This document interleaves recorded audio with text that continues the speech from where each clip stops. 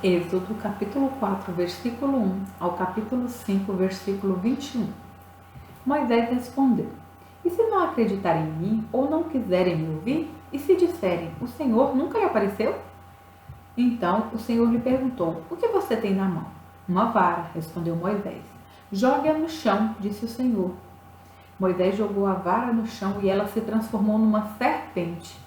Moisés fugia dela, mas o Senhor lhe disse: Estenda a mão e pegue-a pela cauda. Moisés estendeu a mão e pegou a serpente, e ela voltou a ser uma vara. O Senhor também disse a Moisés: Agora coloque a mão dentro de seu manto. E, quando a tirou, ela estava com lepra, branca como neve. Coloque a mão dentro do manto outra vez, disse o Senhor. Moisés colocou a mão dentro do manto outra vez, e quando a tirou, ela estava tão saudável quanto o resto do corpo. Disse ainda: Se eles não acreditarem em você e não se deixarem convencer pelo primeiro sinal, serão convencidos pelo segundo. E se não acreditarem em você, nem o ouvirem depois desses 2 sinais, tire um pouco de água do rio Nilo e derrame-a sobre a terra seca. Quando o fizer, a água do rio Nilo se transformará em sangue na terra. Moisés, porém, disse ao Senhor: Ó Senhor, não tenho facilidade para falar, nem antes, nem agora que falaste com teu servo. Não consigo me expressar e me atrapalho com as palavras. O Senhor perguntou a Moisés: Quem forma a boca do ser humano? Quem torna o homem mudo ou surdo? Quem o torna cego ou faz ver? Por acaso não sou eu, o Senhor? Agora vá, eu estarei com você quando falar e o instruirei a respeito do que deve dizer. Por favor, Senhor, suplicou Moisés, envia qualquer outra pessoa. Então o Senhor se irou com Moisés e lhe disse: E quanto a seu irmão Arão, o levita? Sei que ele fala bem. Veja, ele está vindo ao seu encontro e se alegrará em vê-lo. Fale com ele e diga as palavras que ele deve transmitir. Estarei com vocês 2 quando falarem e os instruirei a respeito do que deve fazer. Arão falará por você diante do povo. Ele será seu porta-voz. E você será como Deus para ele. Leve com você a vara e use-a para realizar os sinais que eu lhe mostrei. Moisés voltou à casa de Jetro, seu sogro, e lhe disse: Por favor, permita-me voltar ao Egito para procurar meus parentes. Nem sei se ainda vivem. Vá em paz, respondeu Jetro. Antes de Moisés partir de Midian, o Senhor lhe disse: Volte ao Egito, pois todos que queriam matá-lo já morreram. Então Moisés tomou sua mulher e seus filhos, montou-os no jumento e voltou para a terra do Egito. Levava na mão a vara de Deus. O Senhor disse a Moisés: Quando chegar ao Egito, apresente-se ao faraó e faça todos os milagres para os quais eu o capacitei. Contudo, endurecerei o coração dele, para que se recuse a deixar o povo sair. Você dirá ao faraó: Assim diz o Senhor: Israel é meu filho mais velho. Ordenei que você deixasse meu filho sair para me adorar.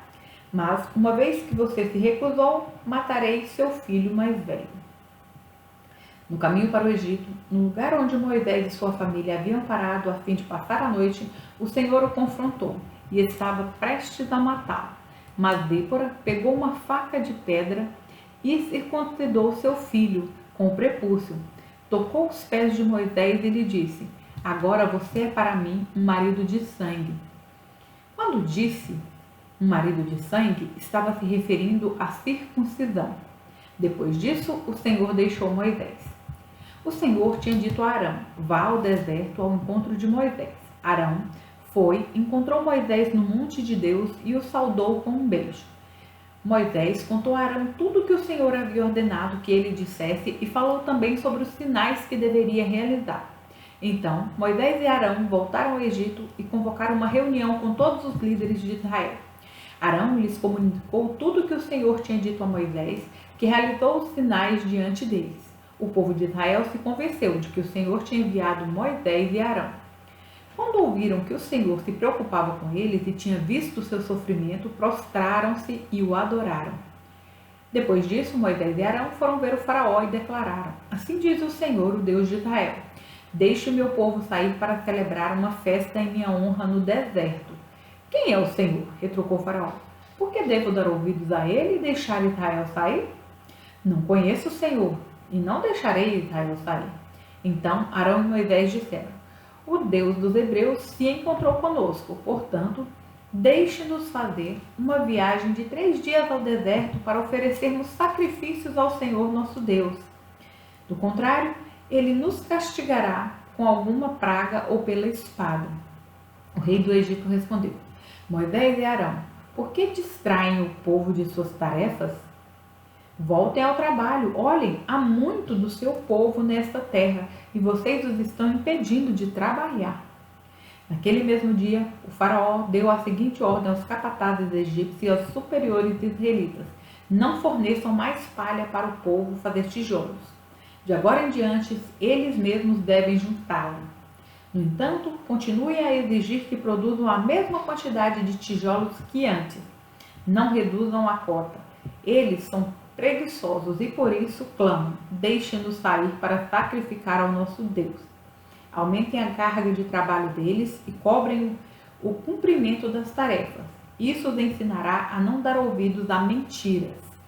Os capatazes e os supervisores saíram e informaram o povo: assim diz o faraó, vocês não receberão mais palha.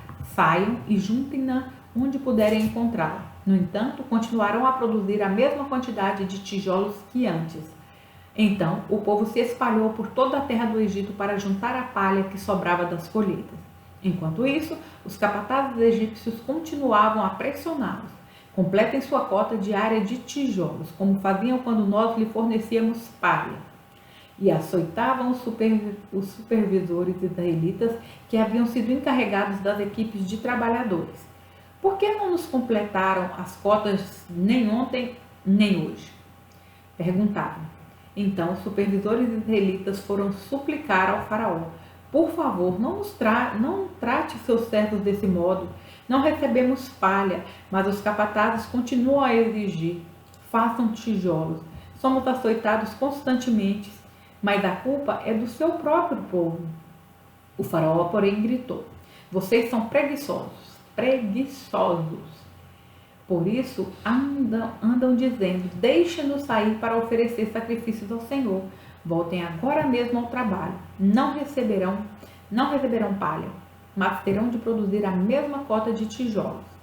Quando os supervisores israelitas ouviram: vocês não poderão reduzir a quantidade de tijolos produzidos por dia, perceberam que estavam em sérios apuros.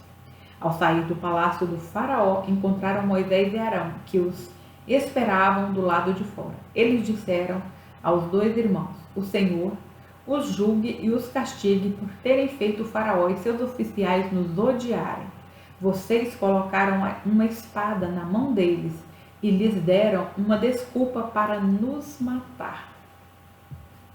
Mateus, capítulo 18, versículos 1 ao 20. Nessa ocasião, os discípulos vieram a Jesus e perguntaram: afinal, quem é o maior no reino de Deus, no reino dos céus? Então Jesus chamou uma criança pequena e a colocou no meio deles. Em seguida disse: eu lhes digo a verdade, a menos que vocês se convertam e se tornem como crianças, jamais entrarão no reino dos céus. Quem se torna humilde como esta criança é o maior no reino dos céus. E quem recebe uma criança como esta em meu nome, recebe a mim. Mas se alguém fizer cair em pecado um destes pequeninos que em mim confiam, teria sido melhor ter amarrado uma grande pedra de moinho ao pescoço e se afogado nas profundezas do mar. Quanto sofrimento haverá no mundo por causa das tentações para o pecado? Ainda que elas sejam inevitáveis, aquele que as provoca terá sofrimento ainda maior. Portanto, se sua mão ou seu pé o faz pecar, corte-o e jogue-o fora. É melhor entrar na vida eterna com apenas uma das mãos ou apenas um dos pés que ser lançado no fogo eterno com as 2 mãos e os 2 pés. E se o seu olho o faz pecar, arranque-o e jogue-o fora. É melhor entrar na vida eterna com apenas um dos olhos que ser lançado no inferno de fogo com os 2 olhos. Tomem cuidado para não desprezar nenhum destes pequeninos, pois eu lhes digo que, no céu, os anjos deles estão sempre na presença de meu Pai Celestial, e o Filho do Homem veio para salvar os que estão perdidos. Se um homem tiver 100 ovelhas e uma delas se perder, o que vocês acham que ele fará? Não deixará as outras 99 nos montes e sairá à procura da perdida? E se a encontrar, eu lhe digo a verdade. E se a encontrar, eu lhe digo a verdade, ele se alegrará por causa dela, mais que pelas 99 que não se perderam. Da mesma forma, não é da vontade de meu Pai no céu que nenhum desses pequeninos se perca. Se um irmão pecar contra você, fale com ele em particular e chame-lhe a atenção para o erro. Se ele o ouvir, você terá recuperado seu irmão. Mas se ele não ouvir, leve consigo um ou dois outros e fale com ele novamente, para que tudo o que você disser seja confirmado por 2 ou 3 testemunhas.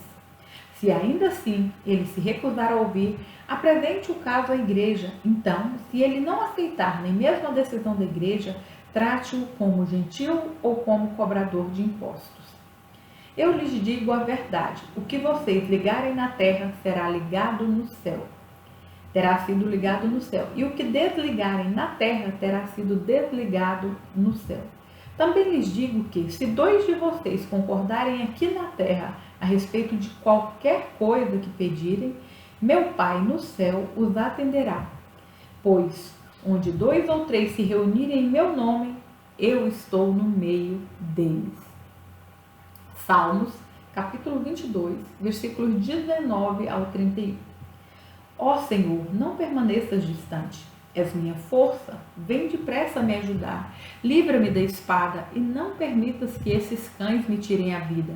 Salva-me da boca do leão e do chifre dos bois selvagens. Proclamarei teu nome a meus irmãos. No meio do teu povo reunido te louvarei. Louvem o Senhor todos os que o temem. Glorifiquem todos os descendentes de Jacó. Reverenciem-no todos os descendentes de Israel. Pois ele não desprezou nem desdenhou o sofrimento dos aflitos. Não lhes deu as costas, mas ouviu seus clamores por socorro. Eu te louvarei na grande congregação. Cumprirei meus votos na presença dos que te adoram. Os pobres comerão e se saciarão. Todos que buscam o Senhor o louvarão e terão coração cheio de alegria sem fim.